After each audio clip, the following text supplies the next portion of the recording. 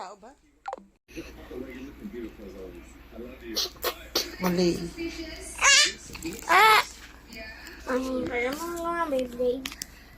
Paano ba yun? Di ba nakakagawa ka? Ba? Paano ba yun? Ako kaya tuturuan mo eh. Kagawa ka po ng circle. Tapos magagawa ka na po ng maliit na design. Tapos, Kumuha ka ng 20 pesos na, yung bilog na 20, babakatin natin na makagawa ng baby. Doon natin babakatin. hindi na po kailangan bakati. Hindi naman po kailangan perfect. Oh, may tao nga. Sabi sa iyo eh. Yan, diyan ka sa app magpagawa.